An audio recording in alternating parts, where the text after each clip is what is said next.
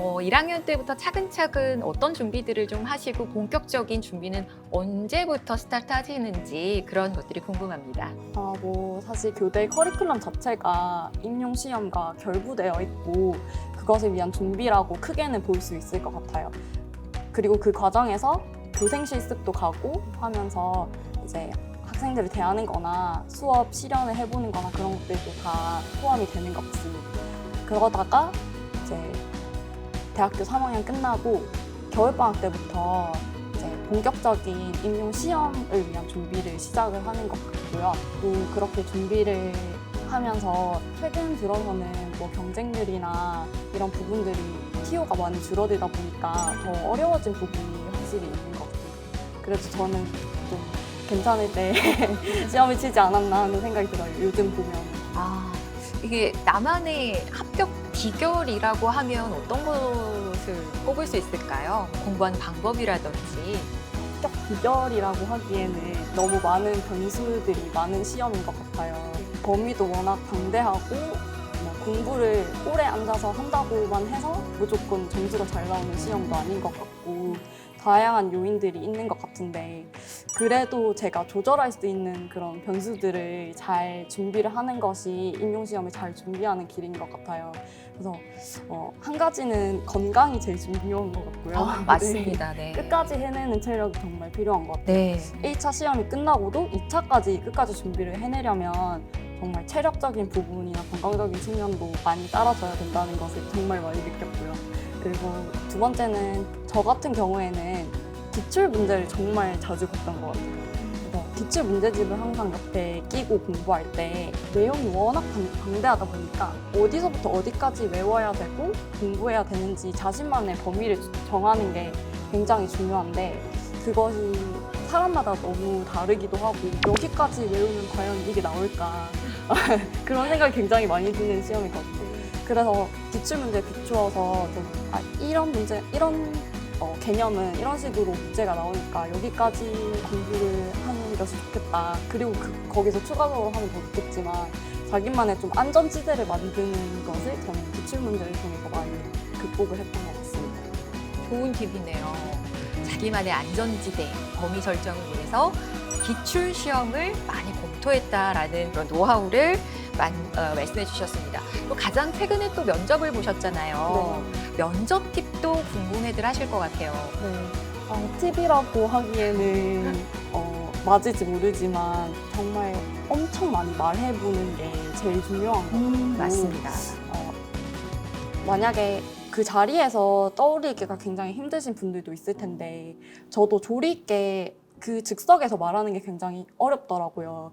그래서 글로도 써보고 그것들을 많이 외우면서 준비를 했던 것 같고 또 녹음을 해보면서 내가 어떤 말들을 좀 반복해서 사용하는지 불필요한 말들을 쓰지는 않는지를 점검하는 것이 유용했던 것 같습니다. 와, 정말 열심히 하셨네요. 자, 이번에는 우리 또 지금 5년 차 되셨는데 5년 전엔 또 어떻게 시험을 준비하셨는지 알려주시죠. 약간 나 때는 말이야 약간 이런 느낌인 것 같긴 한데 제가 임용을 조금 잘 봤어요. 조금 잘 봤었는데 그때 되돌아보면은 제가 생각하기에 저는 스터디의 힘이 굉장히 컸다고 생각을 해요. 사실 저는 저 혼자 공부하는 거를 좀 어려워하는 스타일이거든요. 제가 혼자 뭔가 이렇게 목표를 세워가지고 하는 것보다 친구들이랑 같이 우리 이거 언제까지 해야 돼? 이렇게 약간 공언을 해야 그래야 좀 일을 키워야 조금 그걸 그래도 따라가려고 하는 스타일이어서 그래서 좀 스터디를 3개를 했었어요. 그 친구들이랑 같이 점심도 먹고 한 스터디랑 같이 점심 먹으면서 같이 공부하고 한 스터디랑 저녁 먹으면서 공부하고 이런 식으로 해가지고 계속 말하고 친구들이랑 같이 말하고 어디까지 공부했는지 점검하고 하면서 그게 도움이 많이 됐던 것 같아요. 그리고 제가 임용을 보고 나서 좀 이제 임용 보실 후배님들을 위해 주고 싶은 팁이라면은 약간 임용 시험이 정말 경향성이 없어요. 그래가지고 내가 이렇게 기출 보니까 여기 정도까지만 하면 되겠네? 약간 이런 생각을 가지고 저는 좀 공부를 했었거든요. 그래서 설마 이런 것까지 나오겠어? 야, 이건 안 나올 것 같은데? 했는데 그게 시험에 나왔어요. 맞아요. 제가 친구한테 이건 아니어도 돼. 이런 건 안 나올 거 했던 게 시험에 나와버린 거예요. 어머나. 그래가지고 그때 임용은 정말 다 외워야 된다. 다 공부를 해야 된다. 그래서 후배님들에게 이제 이제 좀 이제 다 전체적으로 두루 보시면 좋겠다.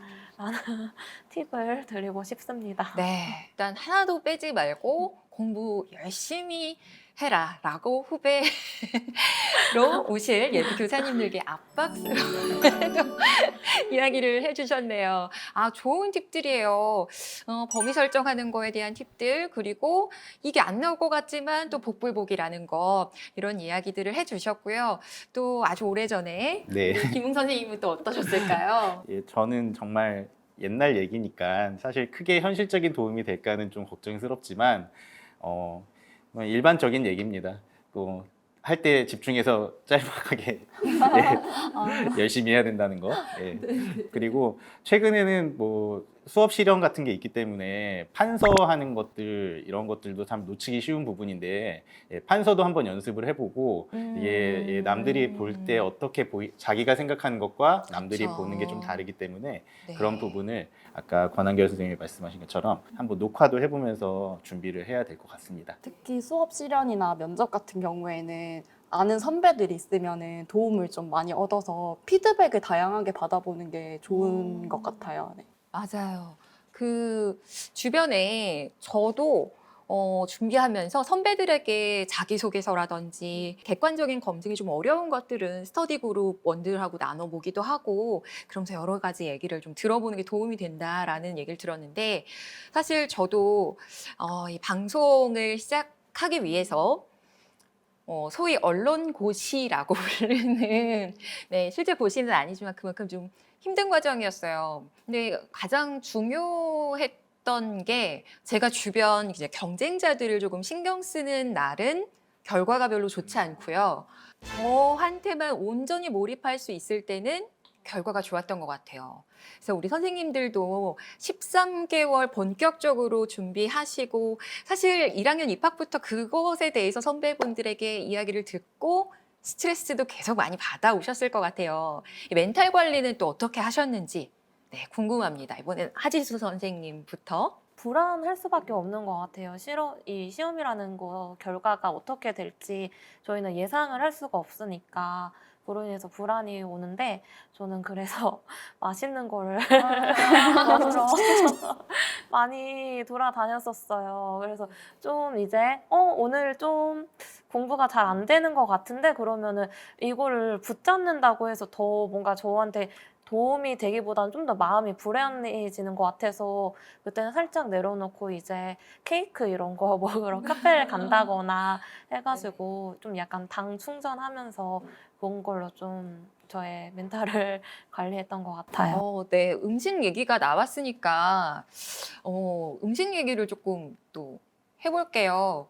저도 워킹맘이 되면서 당 충전, 카페인 충전 뭐 이런 걸 매일매일 저 또한 입에 달고 사는 단어인 것 같은데, 우리 선생님들도 아이들과 함께해서 행복하지만 또 여러 가지 요즘에 학교 상황들이 변화가 많다 보니까 스트레스도 많으시고, 그런 부분에서 또 맛있는 음식을 먹으면서 스트레스도 해소하시고, 이런 부분들이 있지 않으실까 싶은데, 나만의 소울푸드라든지 나 이 음식은 정말 쳐다도 보기 싫다, 너무 질려서, 이런 음식들도 있으실 것 같아요. 우리 김웅 선생님부터. 예, 저는 좀 부끄러운 얘기지만 한 잔의 맥주가 저를 저의 모든 스트레스를 해소해주는, 하지만 지나친 음주는 건강에 좋지 않습니다. 네.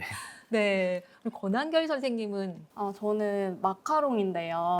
마카롱. 원래 마카롱을 그렇게 좋아하는 사람은 아니에요. 근데 네. 임용고시 준비할 때 이제 주변에서 제가 시험을 친다는 걸 아시고 또 응원을 많이 해주시면서 이제 저희 이제 교회에 친한 이모가 계세요. 근데 네. 그분이 이제 한 번은 집 앞에 내려오라고 하셔서 엄청 예쁘게 포장된 마카롱을 건네주시는 거예요. 근데 그거를 이제 받았는데 정말 뭐 다른 어떤 이유도 없이 그냥 저를 응원해 주시기 위해서 여기에 오셔서 달달한 맛있는 것을 챙겨 주셨다는 게 너무 따뜻하더라고요, 그때. 그래서 위로를 많이 받아서 아, 진짜 영혼을 채워주는 음식 같다는 생각이 들고 마음이 담긴 네. 당 충전. 네. 네, 결국에는 당 충전과 맥주 한 잔. 이렇게. 그래서 이제 네. 그 이후로도 마카롱 보면은 그때 생각이 나고 네. 또 요즘에도 학교 마치고 가는 길에 저희 음. 학부모님이 하시는 마카롱 집이 있거든요. 근데 거기에 가끔 들르면서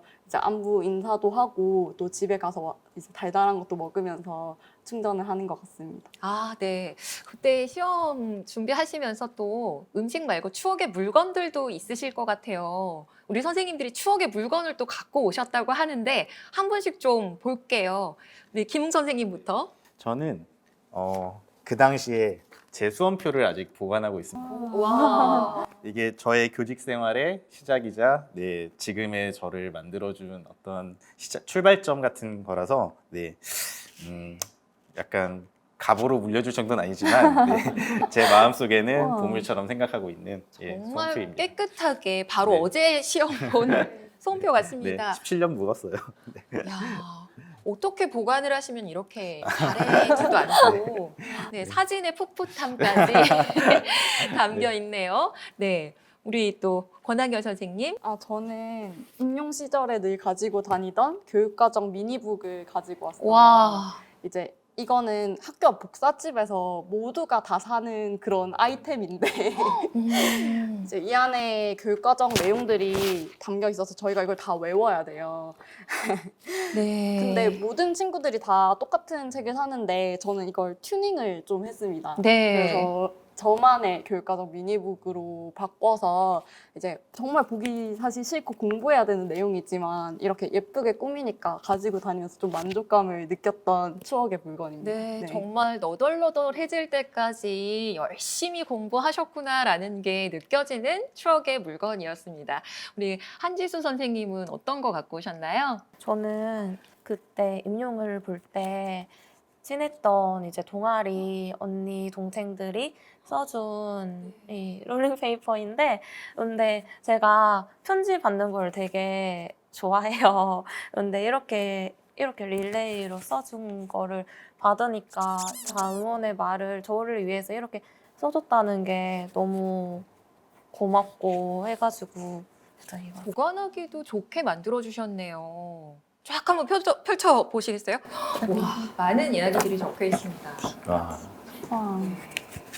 정말 이런 추억이 있기 때문에 또 더 교사 생활 하시면서도 힘이 되고 원동력이 또 되지 않을까라는 생각을 합니다.